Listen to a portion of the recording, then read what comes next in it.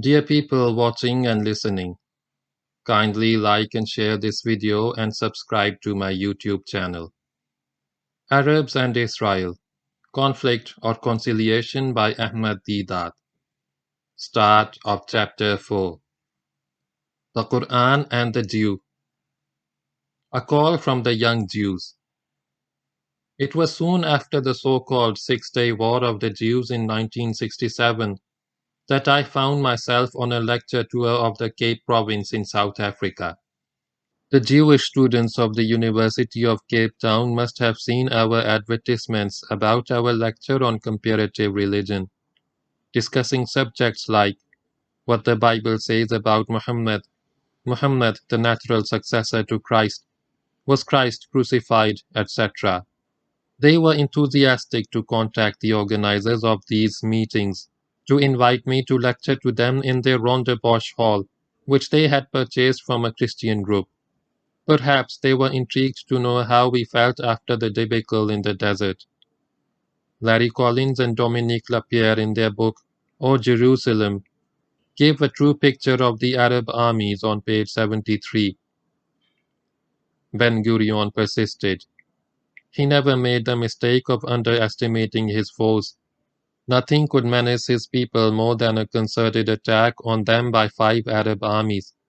But if Ben-Gurion did not underestimate his foes, he did not believe their extravagant boasts, to accept rhetoric as reality, to prepare themselves for a trial with speeches rather than sacrifice.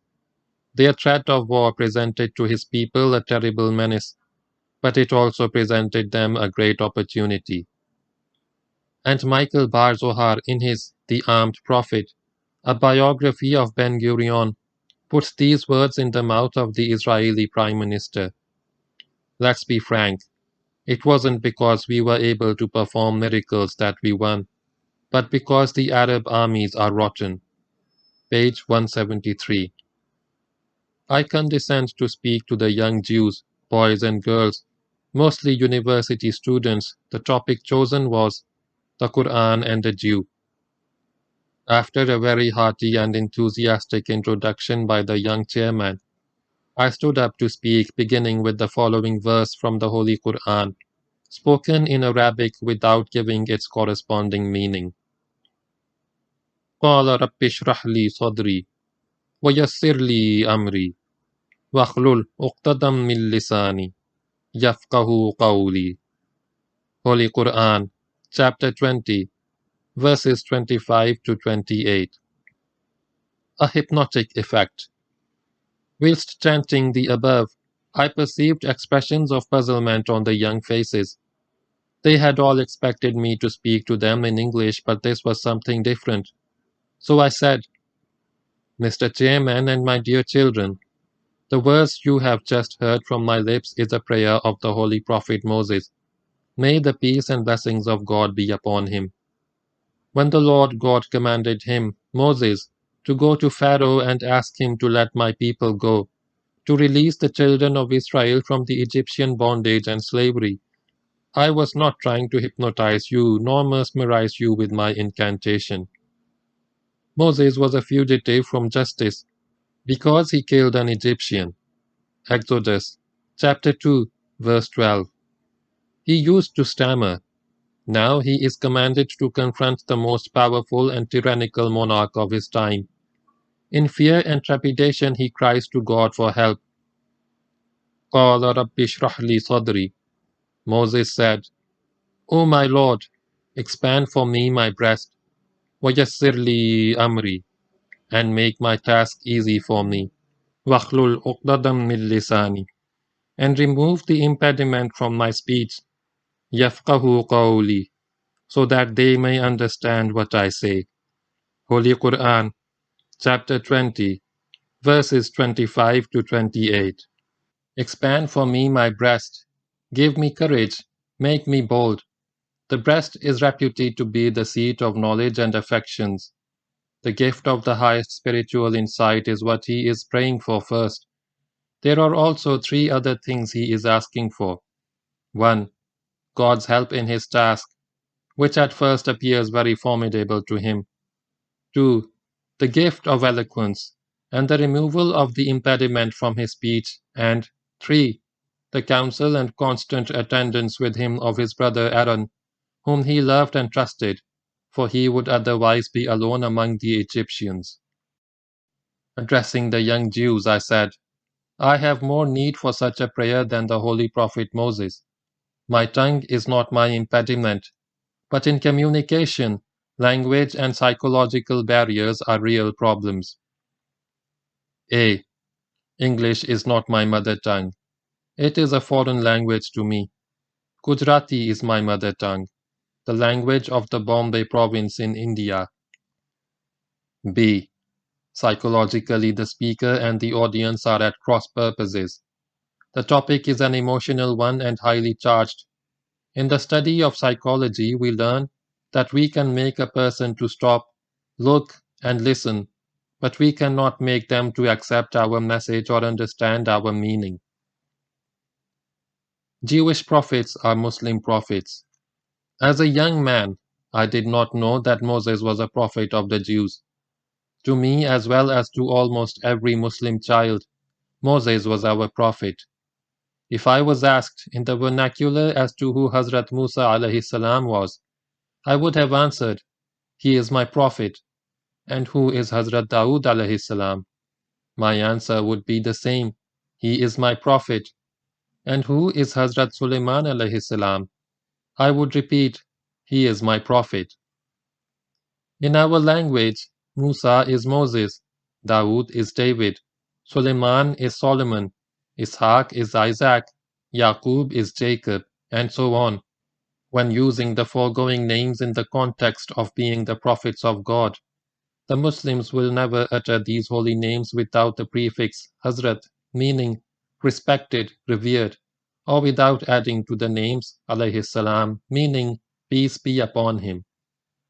If a Muslim learned man such as a sheikh or imam takes the name or names of any of these holy personages without adding the phrases of love, respect, and reverence, this sheikh or imam would be dismissed from his post as a raw and uncouth. Muslims closest to Jews. We give our children Jewish names, never thinking in racial terms. My eldest son's name is Ibrahim, same as Abraham. My youngest son is called Yusuf, same as Joseph. My brother-in-law is Musa, same as Moshe or Moses. We are not thinking of these names as Jewish, but rather as the names of the righteous servants of God, metaphorically spoken of as the sons of God, according to biblical terminology. In this theology, his ancestry and in cultural values, the Muslim is the closest to the Jew. The Jew believes that God Almighty is absolutely unique. God is not seen at any time. No man can see God and live. And the Muslim agrees wholeheartedly with the Jew, saying, we believe as you believe. The Jew says, do not eat the flesh of the swine. The Muslim says, we will not eat it. The Jew says, don't eat blood. The Muslim agrees with that and will not touch it either. The Jew says, circumcision. The Muslim says, we are all circumcised. What more do you want? In short, the Muslim says that Islam is the religion of Moses, made universal and brought to perfection by Muhammad sallallahu alaihi wasallam.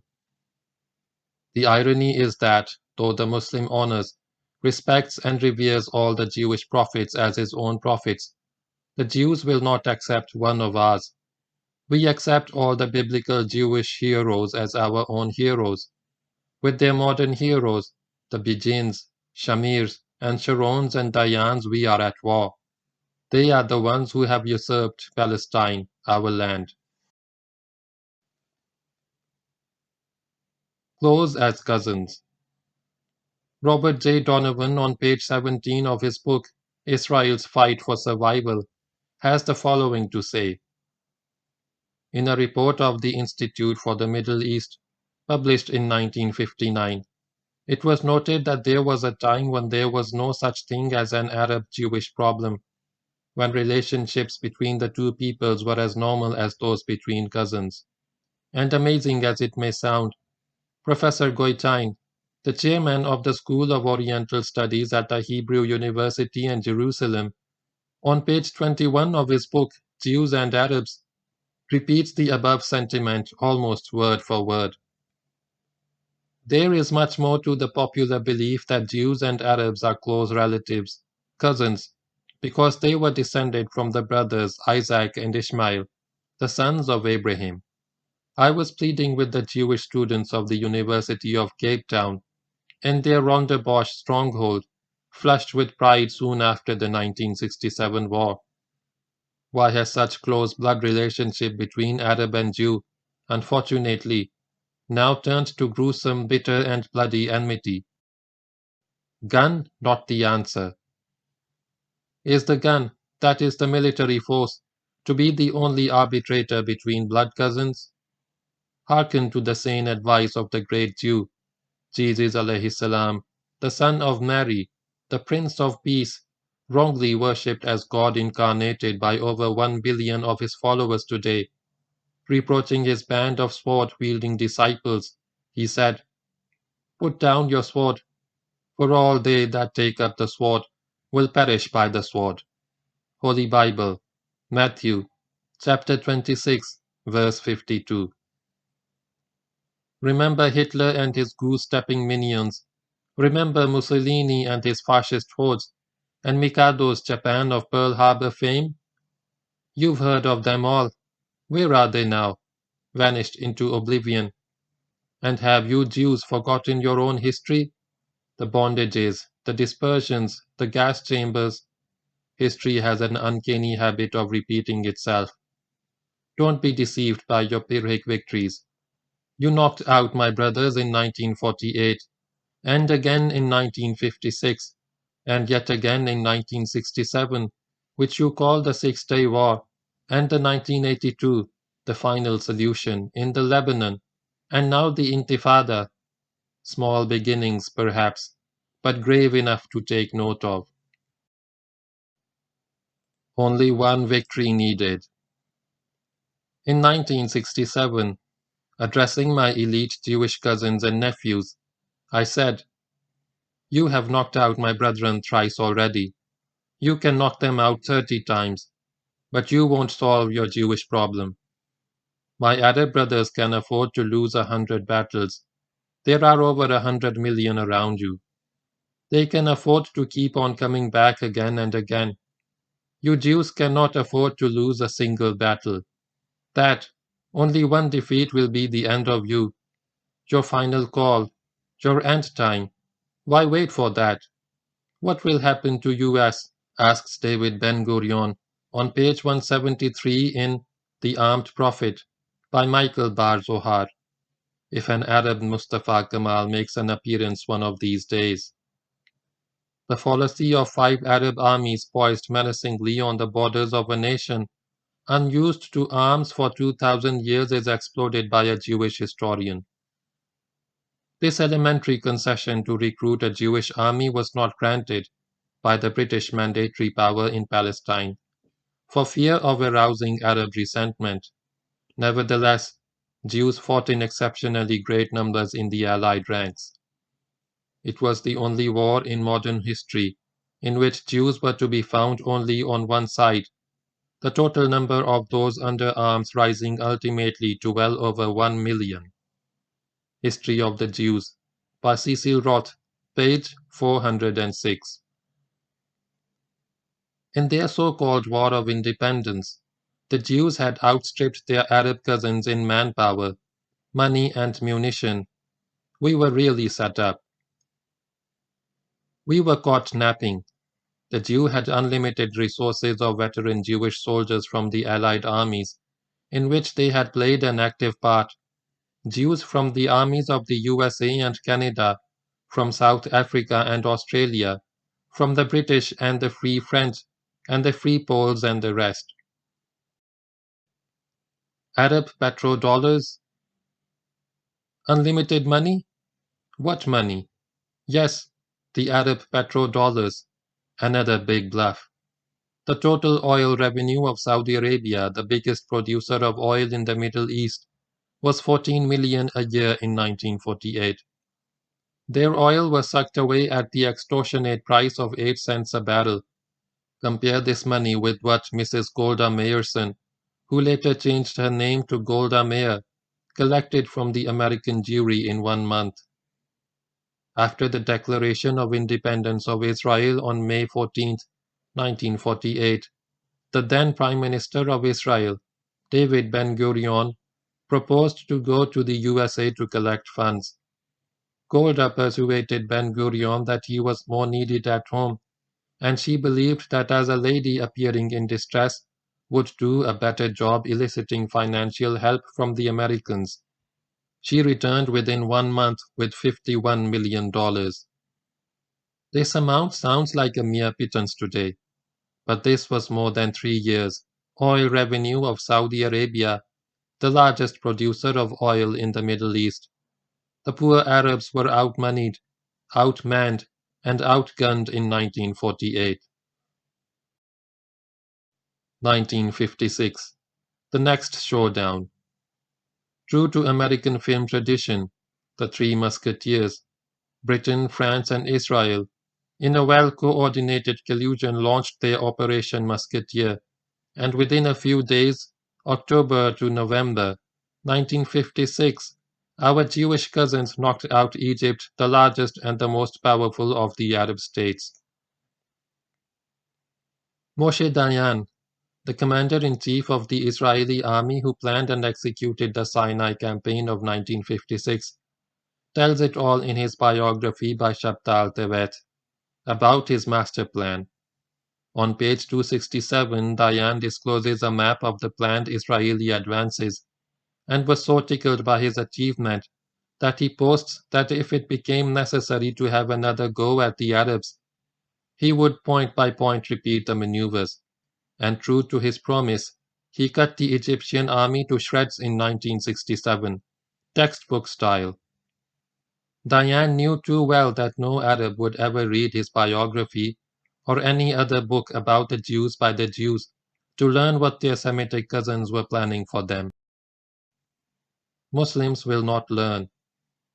In the very first word of the Qur'anic revelation, God Almighty commanded the Prophet sallallahu alaihi wasallam, and through him commanded his followers, Iqra, meaning read, to which the Muslim world in practice says, La Iqra, we will not read.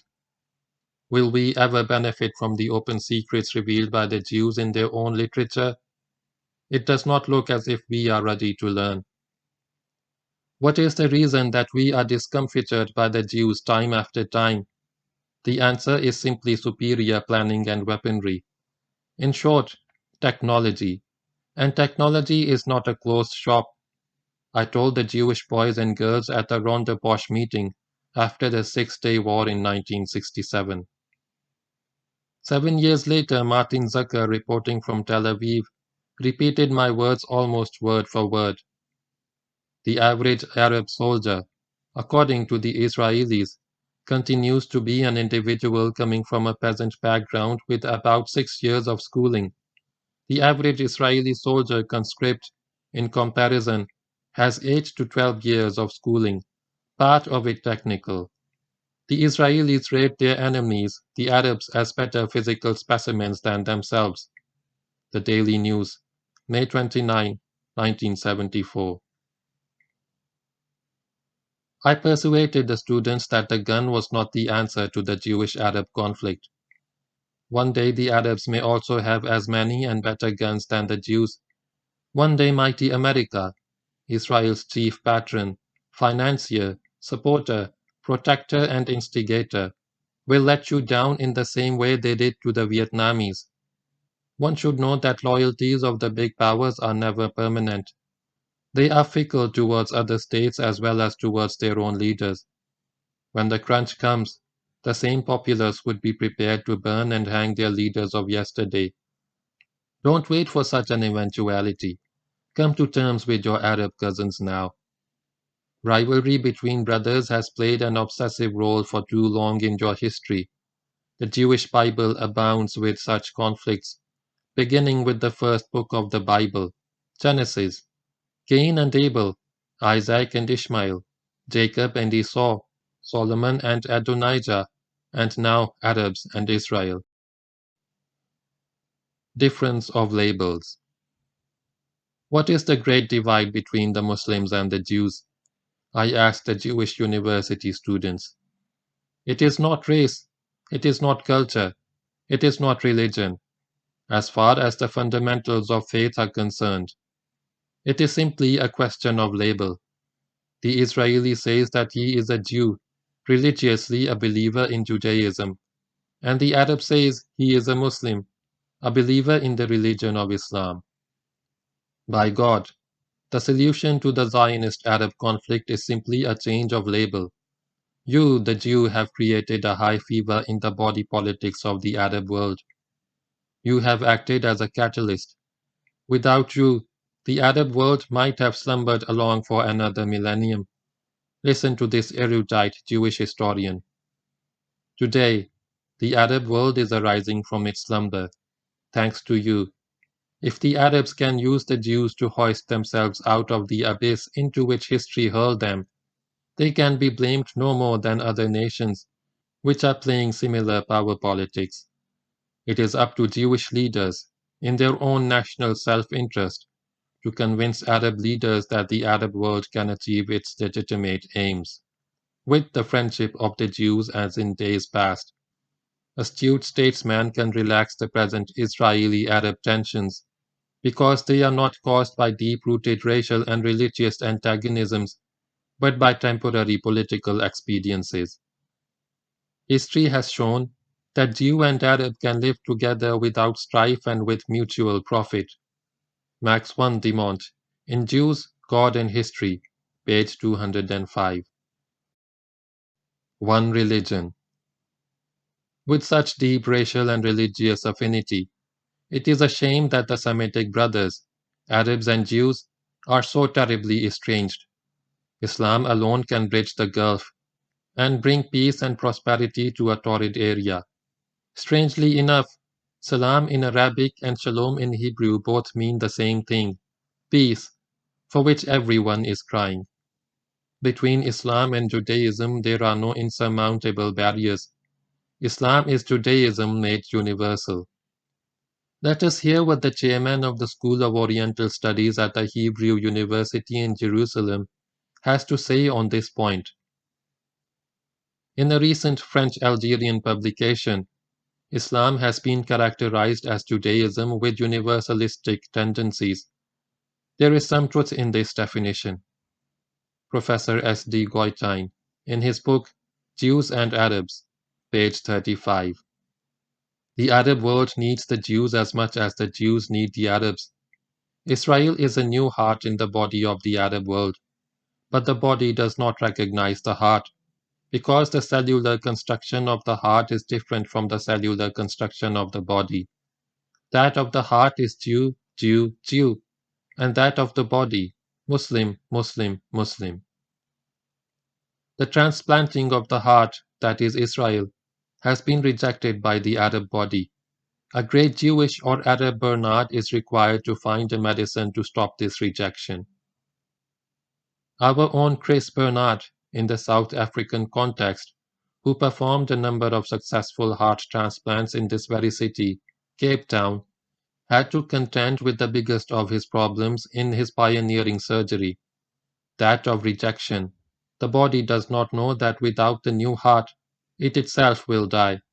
So the body has to be constantly drugged, wars and strife, over a great period of time to accept the foreign heart.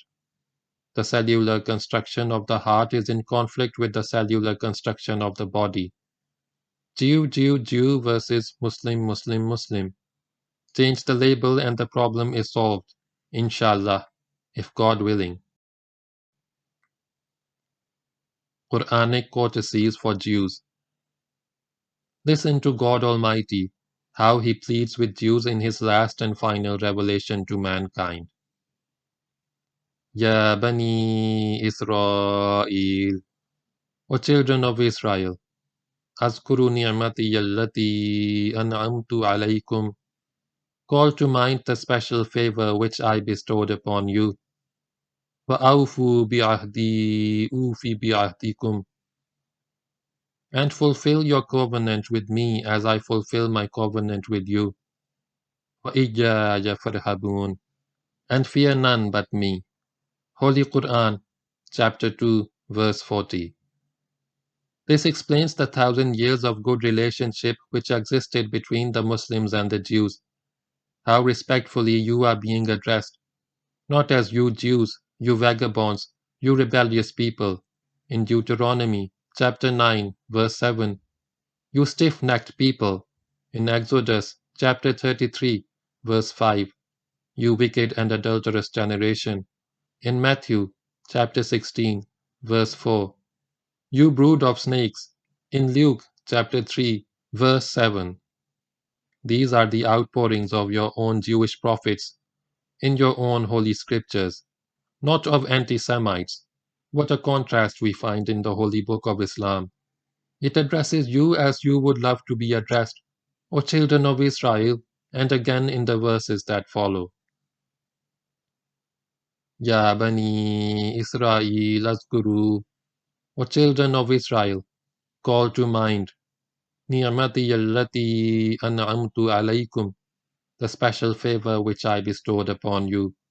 Wa anni faddaltukum ala al-alamin, and that I preferred you to all others for my message. Holy Qur'an, chapter 2, verse 47.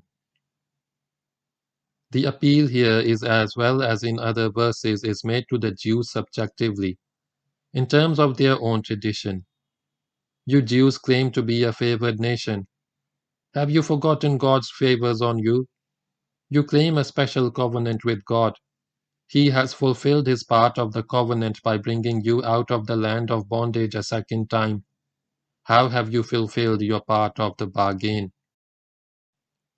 Change the label. You, chosen people, received revelations before. Now comes one, the Holy Qur'an, confirming it. Its first appeal should be to you. You had been prepared to receive it. Are you now going to be the first to reject it? And reject it for what? In a nutshell, embrace Islam. Shalom, peace. Change the label from Jew, Jew, Jew to Muslim, Muslim, Muslim. Revert to the original role for which God Almighty had chosen you. Behold, you are a peculiar treasure unto me, and you are a kingdom of priests to mankind. Holy Bible, Exodus, chapter 19, verse 5. At question time at the end of my lecture, the Qur'an and the Jew, one of my nephews, the Jewish student from the University of Cape Town, retorted, "Why don't you change your label?" Meaning, why don't Muslims become Jews instead of the Jews becoming Muslims? I like this militant approach. For this very reason, I love to address university students. They are full of life. They are not as closed to new ideas as are their fathers outside. I responded, I am not averse to change, but if I agree to change my label, that is, become a Jew, you, the Jews, will put hurdles in my way. In the first place, you do not want the Gentiles to be converted to Judaism. You have made your religion a racial religion. You have to be born a Jew to be a Jew. In any event, like the young Afrikaner who fell in love with a Jewish girl, who was extra particular about her faith and wanted this Christian white man to become a Jew before marriage. After overcoming every hurdle that was put in his way, he cries at the end, "At the tender age of 23, I was painfully circumcised." However, he remained a third-grade Jew. Why Jews should change. We Muslims would have no such problems about circumcisions as the Christians or other non-Jews, because we are already circumcised, and we are more Jewish than the Jews in many ways, according to my former employer, Mr. Beer, a Jew. But for the sake of argument, let me say that I changed my label from Muslim to Jew. What have you achieved? I asked my Jewish young audience. How many of you Jews are there in the world today? Somebody shouted, 12 million. This was in 1967. Today the Jews are boasting a figure of 15 million. So I said, with me by changing my label, we become 12 million and one. But by you changing your label, we become 700 million and one. It is estimated that the Muslims number 1,000 million today. I asked, can't you see the difference? Only a fool would refuse to change his label, I proceeded. You are a business people. You should understand this better than any other people. As a businessman, let's say you have a product for which you have a market of 12 million. Simply by changing the label, you can increase your market to 700 million more buyers. You would be foolish indeed if you stubbornly refuse to change the label, especially when there is no copyright on the label Muslim. But lastly, there is also a real problem. Religiously, Islam is a wider circle that could embrace the whole of humanity than Judaism. A larger circle can incorporate a smaller one, not vice versa. Who must do the job? At the end of the aforesaid meeting, another Jewish lad asked, who will do this job of spreading the message of changing labels? I said, you the Jews. I said, you get off our chests the heavy burden of wrong and sin you have accumulated, and apologize for the wrong you have done to my people. Tell the Palestinian people that you have done them a grievous wrong. Tell them, brothers, please forgive us. Where else can we go? And by God, these people will forgive you. They are simple and extremely good-hearted. Do not take unfair advantage of them. Dr. E. Lottam, the Israeli counsel with whom I debated on the title of this book, Arabs and Israel, Conflict or Conciliation, had evinced a desire for Jews and Arabs to come to an equitable settlement that would usher in their second golden age. The first was in Muslim Spain when the Jews reached the zenith of their glory.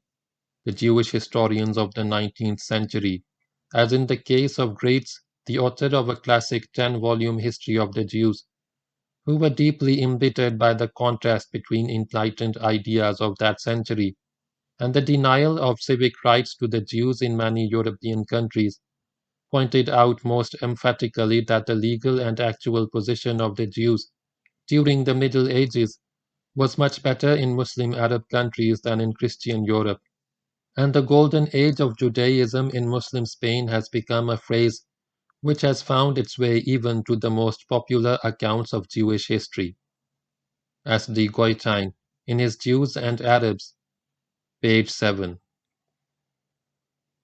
The young Jew above who had asked the question, who will do this job, completed the lively dialogue with the remarks, I have just returned from Israel after the Six-Day War to complete my studies, and I assure you that when I return home, meaning Israel, I will deliver your message. End of chapter 4.